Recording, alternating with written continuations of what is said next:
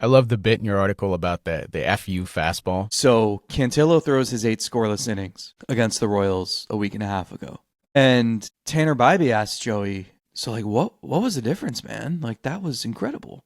And Cantillo told him, I just threw a lot of FU fastballs. Tanner goes out a few days later.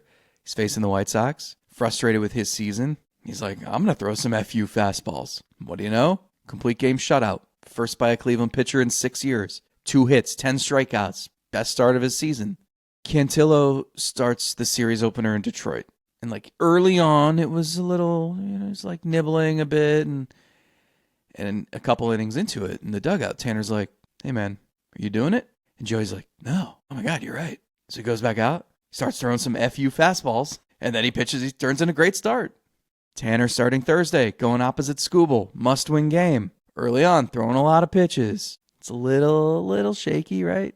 Gives up a run, gets out of a jam, gets to the dugout, and he's thinking to himself, I know what I'm not doing. I'm not throwing FU fastballs. Goes out there, starts doing it. So he's explaining this, and finally I'm just like I know the answer, but I want to hear him say it.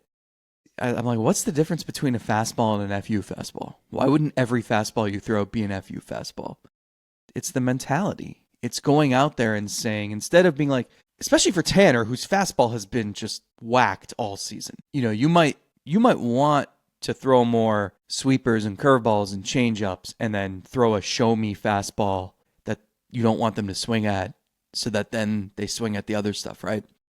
He said a lot of times you'll throw your fastball and you'll be like, all right, please don't hit this. And instead, it's just the mindset of throwing the fastball and saying, I dare you. And if you hit your spot and you throw it with conviction, then in turn, that makes all the other pitches you throw, you're doing it with that same thought process. And so it's just the mentality shift to where I guess you're just not pitching scared.